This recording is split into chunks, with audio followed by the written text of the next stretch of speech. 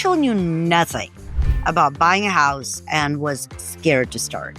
45 days later, she had keys to her perfect home. And here's every step we took together. Hi there, I'm Ella Gurfinkel, Senior Loan Officer with 30 years of experience and over 2,000 families served over my lifetime. And if you're a first-time buyer feeling overwhelmed by the process, Rachel's story is going to show you exactly how we turn confusion into confidence and fear into homeownership. When Rachel first called me, she was 29, making $75,000 a year as a nurse, had $40,000 saved, and was absolutely terrified of making a mistake. I don't know anything about buying a house, she said. What if I mess this up? 45 days later, she was holding keys to a beautiful 3-bedroom home, having gotten a great deal in a competitive market and feeling like a homeownership expert. Now, don't like or subscribe until you get to the end of this video because I'm going to walk you through every single step of Rachel's journey so that you know exactly what to expect when you're ready to buy your first home. The first thing I did with Rachel wasn't run numbers or look at houses. It was education. Because you can't make good decisions if you don't understand the process. We spent our first meeting going over the basics. What is a mortgage? How does interest work? What's PMI? What are closing costs? What is the difference between pre-qualification and pre-approval? What's an escrow account? I never just throw numbers at first-time buyers. I explain why things work the way they do. Rachel needed to understand that her mortgage payment includes more than just the principal and interest. She needed to know why we collect tax and insurance money every month. She needed to understand how equity builds over time. And I also explained the timeline.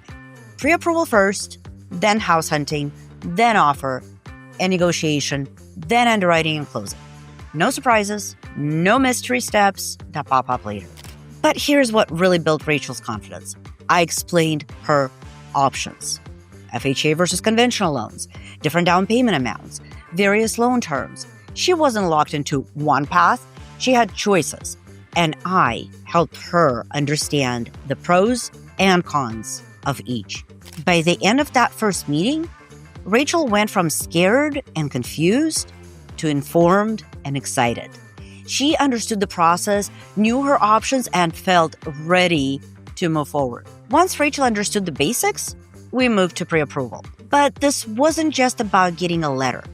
It was about positioning her for success. We gathered all her documents, 2 years of tax returns, recent pay stubs, bank statements, and her credit report, and I reviewed everything carefully and explained what underwriters would be looking for later. Rachel's credit score was 720. Good, right? But not great. I showed her how to optimize it over the next 30 days by paying down one credit card. That's all it took, one credit card, and not opening any new accounts. By the time we were ready to submit to underwriting, her score had jumped to 745. We also discussed her down payment strategy. She had $40K saved and wanted to put it all down to avoid PMI. I showed her the math. Putting down 10% instead of 20 would keep $20,000 liquid for emergencies and opportunities. And the PMI would only cost about $180 a month. Rachel chose the 10 down strategy, which turned out to be smart when she needed cash for moving expenses and immediate home improvements. I pre-approved Rachel for up to $350,000, but we agreed her comfort zone was around $300,000. This gave her negotiating room and ensured she wouldn't be house poor. One of my favorite expressions, if you've ever talked to me, especially discussing a house payment and how much you can be pre-approved for, is the last thing I want to do is put you in a situation where you're house rich, cash poor, and now you have to eat ramen and cat food. I know, ugly visual, but just think about that for a second. So here is where working with the right team really matters.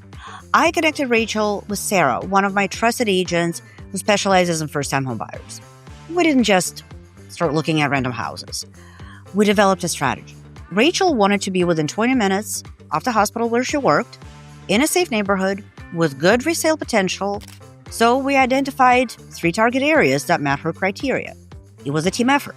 Sarah educated Rachel on what to look for: good bones versus cosmetic issues, red flags that indicate expensive problems, neighborhood trends that affect value.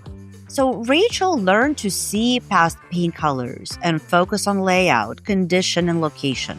We looked at 12 houses over 2 weekends. I say we, really Rachel, but I was part of the process. I kept crunching numbers and offering solutions. Rachel's education paid off. She could quickly identify which homes were overpriced, which had potential issues, and which represented good value. House number 13 was the one.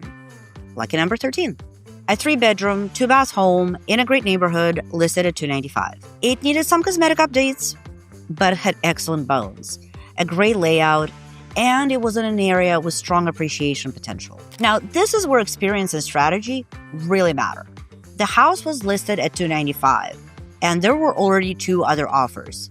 Sarah's strategy was brilliant. Instead of just offering more money, we structured an offer that was attractive to the seller for multiple reasons. We offered $298, not the highest offer, but with a strong pre-approval letter, flexible closing date, and a personal letter from Rachel explaining why she loved the home. We also included an inspection contingency, but agreed to a quick 7-day inspection period, and we offered to cover up to $3,000 in closing costs if the appraisal came in at full value. The sellers chose our offer. Not only that, they chose it over 2 higher offers because it was clean, well-structured, and likely to close without problems. And that's really what the sellers want. So during the inspection, we found some minor electrical issues and an HVAC system that needed attention soon. Instead of asking for repairs, Sarah negotiated a $4,000 credit that Rachel could use for improvements after closing. And this is where the experience really shows. Coordinating all of the pieces to ensure a smooth closing. I stayed in constant communication with my ops team, underwriting, processing assistants, making sure that they had everything they needed quickly. When they asked for conditional documentation about Rachel's student loan, we had it to them within hours. And by the way, when the buyer is as invested in the process and are providing documents fast, that also provides for a very smooth process. And that's something that we usually go over in the very beginning of the process as well. We coordinated with the appraiser to ensure they had access to the property. The appraisal came in at $300, right where we needed it. We worked with the title company to review all the paperwork and ensure there were no surprises at closing. Caught a small error in the property tax calculation that would have cost Rachel $200 a year. Got that solved. 3 days before closing, we did a final review of all the closing documents with Rachel. We went through every line item, every fee, every number, no surprises, no confusion. The day before closing, we did a final walkthrough to ensure the property was in the agreed-upon condition and all negotiated repairs were completed. Closing day was smooth, stress-free. Rachel signed her documents, got her keys, and officially became a homeowner, exactly 45 days from our first meeting. 6 months later, Rachel called me with an update. Her home had already appreciated to $315,000. She'd completed the cosmetic updates with a seller credit, and she was building equity every month instead of paying rent. But more importantly, she felt confident and informed throughout the entire process. I never felt lost or confused, she told me. You explained everything, prepared me for every step, and made sure I got a great deal. That is exactly what first-time buyer service should look like. Education, preparation, strategy, and support from start to finish. Look, buying your first home doesn't have to be scary or confusing. With the right guidance, with the right education, the right support, it can actually be exciting and empowering. Rachel's success wasn't luck. It was the result of systematic approach that combines education, strategy, and experience guidance. Every first-time home buyer deserves this level of service and support. First-time home buyers get my complete guidance, education, strategy, negotiation support, and handholding throughout the process, all the way to closing and beyond. You'll never feel lost or confused. Now, here's what I want you to do. Stop being intimidated by the housing process and start getting excited about the possibilities. With the right team and the right approach, you can go from scared first-time home buyer to a confident homeowner in just a few weeks. Book a consultation. It's absolutely free. We'll start with education, just like we did with Rachel. I'll explain the process, discuss your options, and create a personalized plan for your home buying journey. Because here is the truth. Every expert was once a beginner, and becoming successful is getting the right guidance and taking action. If Rachel's story inspired you to start your home buying journey, smash that like button. Subscribe for more first-time homebuyer guidance and comment below with what's been holding you back from buying your first home. I'll personally respond with advice on how to overcome those obstacles. Let's turn your homeownership dreams into reality, just like we did for Rachel. I'll see you in the next one.